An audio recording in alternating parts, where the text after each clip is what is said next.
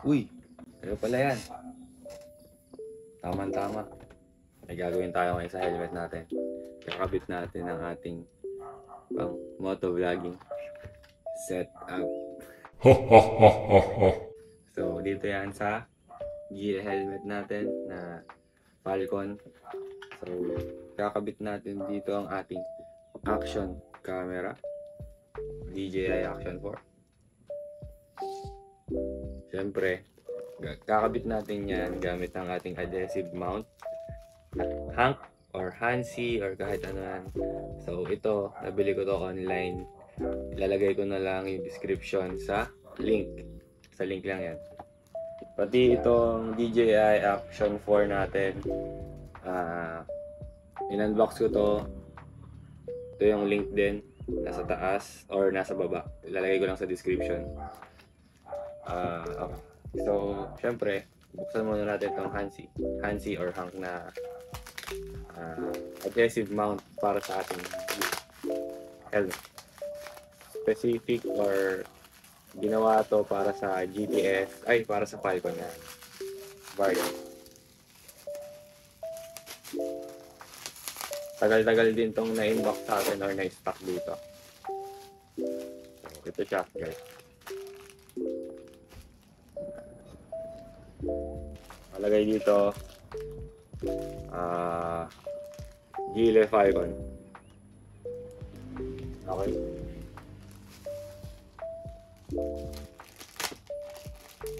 Siyempre,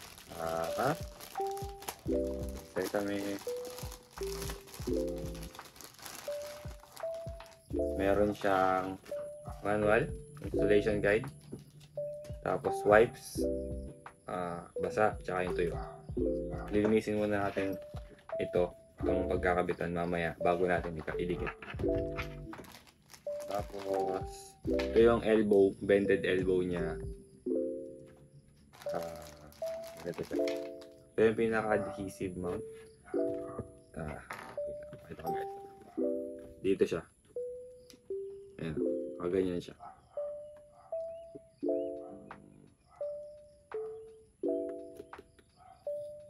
Ganito siya guys.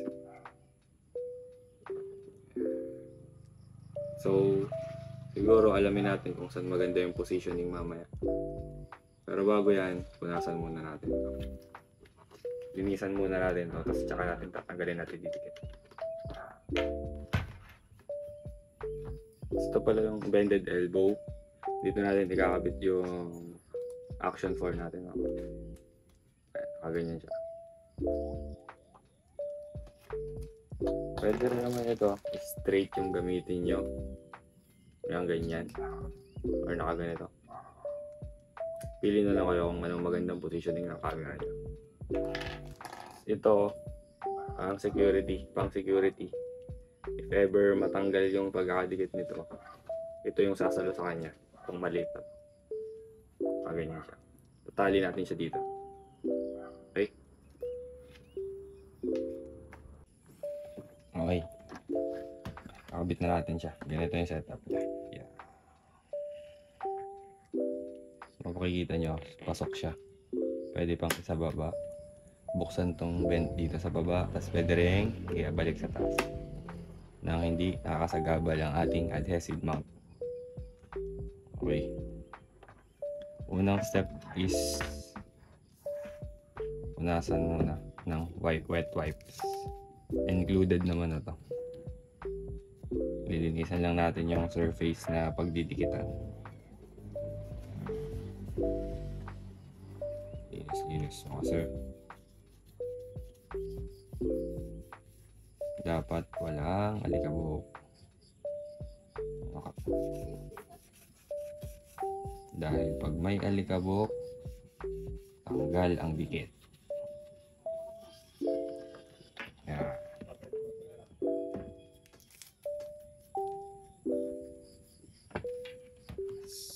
Dry natin.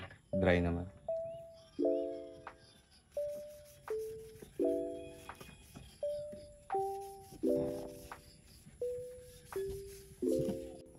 Ayun, so napunasan na natin, didikit na natin ngayon. Tanggalin muna natin ang adhesive. 3M to, 3M.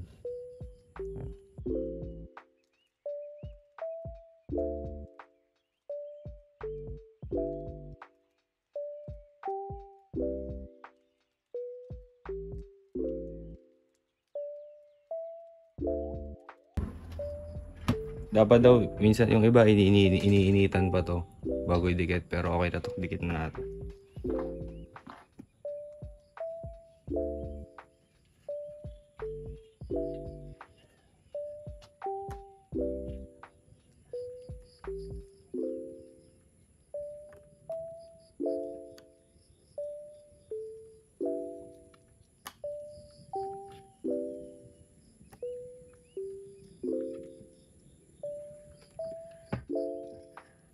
Guhit, tas goods dito. Press lang natin yan. Diin lang din.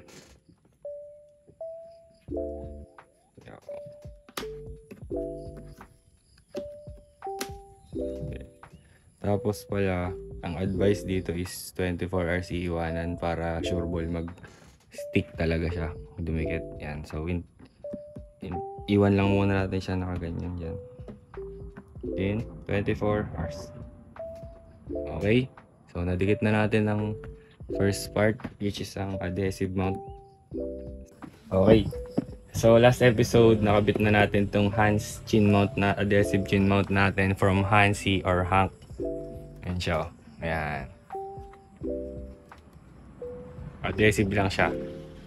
Parang sakto talaga yung sukat niya. Pang Gile Falcon talaga siya. Ayan. Parang matibay naman siya. Kasi, ayan. Ito ko inahawakan. Hindi siya na babagsak. Masisira. Hawakan din natin dito. Goods naman. Good siya. Tapos, meron pa pala dito. Yung nasabi ko ito. Mamaya ako na ikakabit to. Para support lang siya. Next step natin is ito. Yung Hansi kasi may kasama siyang ganitong mount. Parang yung elbow. Bended elbow. Okay. Ito yung gagamitin natin. Yung naka-curve. Tapos gagamitin na natin tong tornilyo. Kasi itong isang to, ito yung para sa action 4 natin. Mounting ng action 4. Ito. Muna, sa baba muna tayo. Base. Tingnan natin.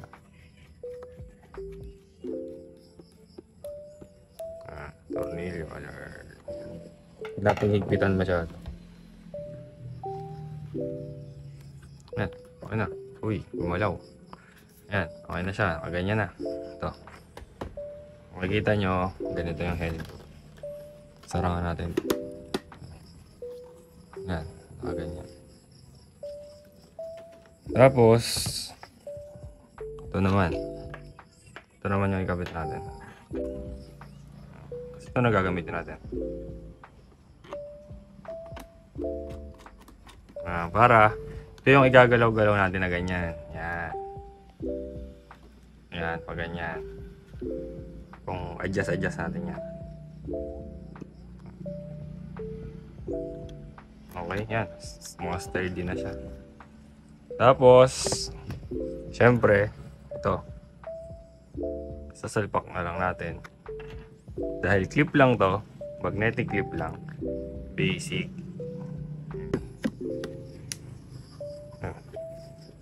Yan na, action camera, mounted. Mounted mga sir. Oh. Pwede natin itungo. Pag itutungo nyo sa taas, syempre, adjustan nyo lang to. Ganyan. Yan, taas na. Yan. Tapos, syempre, magtataka kayo. Okay na ba? Tapos na ba yan? Syempre, hindi pa dyan nagtatapos. Syempre, may mic tayo guys. May mic. Bumili tayo nitong Boya K4. Boya by K4. So, ito yung Type C to 3.5 mm TRS. Bakit TRS? Kasi TRS yung mic na gagamitin natin. So, Ang mic naman natin, nabili natin kay Racing Boy sa Shopee or Lazada. Ito yung packaging niya. Yan. Ilalagay lang natin sa link yan. Ilalagay ko sa link kung saan ko nabili. Manasabi nating TRS pag ganito. Yan. Pag nakita nyo yan, dalawang guhit. TRS. Basta. Pero pag tatlo yung guhit na yan, TRS yan. Yan. Nabili natin ito kay Racing Boy. Itong adapter naman natin. Kasi ang DJI Action 4 is naka Type-C. USB Type-C siya. So, syempre, adapter. Kailangan natin adapter. Ito lang. Ganito yan. Itong mic nyo, salpak dito sa TRS na adapter. Yan. Okay na. Tapos ito naman, ang papasok dito sa DJI. Tingnan natin. And, uy, nakita nyo yan guys. Napakadaling tanggalin. Ayan yan. And guys, nakakabit yan. Tanggalin natin. Ayan kung gaano kadali. Basic. Napakadali. Ayan. So, ito yung, dito sa gilid na to, ito yung hub niya ng mic. Ayan. So, dito po pasok yung mic. Yung Type-C adapter. Laboy. Yan. Yan. Dito ito. Type-C. Pop. Kasi na. Ito guys. Nilagyan na natin ng battery. So, try natin buksan. Pakita ko sa inyo yung paglagay. Yan. So, yan siya. Pag walang mic na nakalagay. Try natin lagyan ng mic. Sa kabila. Ito. May makikita kayo dyan parang ding something. Yan o. Kita nyo yan? Yung green. Yan na. Dyan na papasok yung mic natin. Mic test, mic test. So nakikita nyo, ang hina pa lang na salita ko pero nagpipik na agad siya. So may adjustan naman to ng gain. Punta lang kayo dito sa... Walang kung dito ba sa taas yun? Hindi. Dito sa right side na settings. Tapos itong mic something na to. Click nyo yan. Tapos ito gain. Ayun o, naka plus 6. Pwede nyo babaan yan. Tignan natin negative 6. Kung magpipik pa rin. Mic test. Mic test. Mic test. Ayan. Hindi na nag-green. Pwede natin i-record. Mic test. Mic test. Nagpipik ka ba? Hello. Testing natin. Testing. Tapos watch natin. Mic test. Nagpipik ka ba? Hello. Goods. Testing. Hina masyado dahil sa -6 yung gain natin. So ayun lang, pero napakita ko lang sa inyo. Pero ganoon gagawin natin. Syempre, edit natin yan. Tapos hanapin natin yung tamang timpla. Lalo na naka-setup to pag mag-ride. Diba? Okay guys, yan. Ito na yung magiging setup natin. Yan. So, nasingit na ayos ko na yung wire niya kanina. Pinasok ko na dun sa loob. Ito. Kung kaya nyo makita. Ito. Dito lang. Okay. Tapos na yung ano natin. Nakabit na natin siya. Ito. DJI. Yung mount ng DJI. Tapos yung mount ng Hansi or Hank. Ito. Adhesive mount. Tapos dito niroute natin yung mic. Ito. Dito. Tapos, ano yung natin? Susukat natin yung goods pa. Right? Fit check.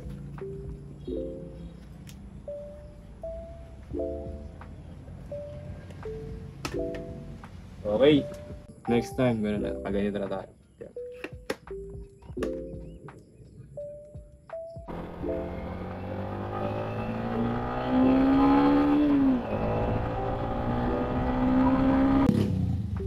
Testingin natin ngayon sa gabi ang ating DJI at ang mic setup. Nitroid! Rolling low light ng DJI Osmo Action 4 plus mic review ng ating Racing Boy and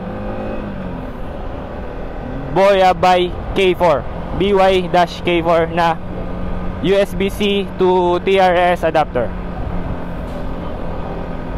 Okay, ito guys, nasa highway tayo. Tapos around 5:53 PM na, syempre gabi na, madilim. Dito natin makikita yung pinagyayabang or pinaka isang magandang feature sa DJI Action 4, yung low light niya. Kasi since malaki yung lens niya, 1 and 1/3 inches, dun daw lalabas yung kagandahan ng mga sa low light niya, kagandahan sa low light. Ito, nagre-record tayo ngayon nang nakabukas ang ating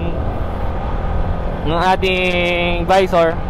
Syempre, pasok na pasok dyan yung hangin. So, matetesting na natin dito rin yung Racing Boy nating mic. Yan, stoplight.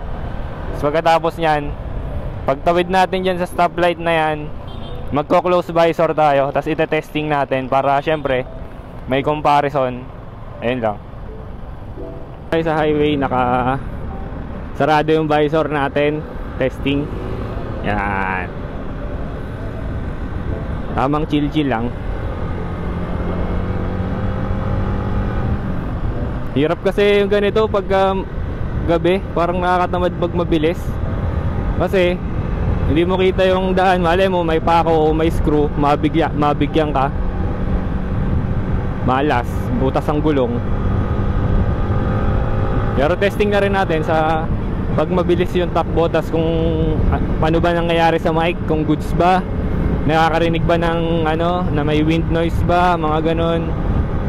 Pero dito naman sa loob, ang naririnig ko is wala siyang masyadong, may wind noise pero hindi ganong kalakas. Rolling again.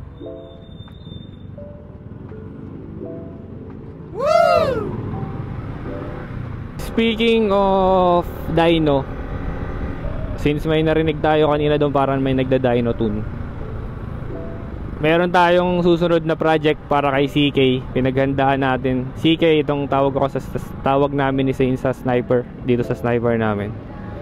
Si Chris Kyle. Palabas yun na na sniper something, yung sa American Sniper. Tapos ang bida ay si Chris Kyle, kaya tinawag naming CK itong aming sniper. Okay, so si CK, bala ko kasi pinag-iipunan ko, target ko end of the year, siguro sa December ganun, or siguro pagka nagkapera or natapos yung ipon ko, November. Gaano tayo? Bibili tayo ng pipe, Puma back pressure pipe. Tapos kapartner niya ay ang isang malupit na ECU. Anong ECU? ECU M9, ang bagong ECU M9. Tapos ipapadino na rin natin kay JCP Racing. Yan. Diyan ako nag-message kay JCP Racing. Okay guys, so ayan, nasaksihan nyo na. Kayo nang humusga sa pag-test natin sa ating DJI Osmo Action 4 and Boya BYK4 na adapter, and then the Racing Boy microphone. Makikita din natin dito, ma-highlight natin dito yung kagandahan ng DJI sa gabing shots, which is ang feature na low light. Alright, kayo nang humusga dyan, bahala na kayo dyan. Tapos mag-comment kayo kung gusto nyo, mag-like kayo, at mag-subscribe kung trip nyo. Okay? Bye guys, see you next vlog.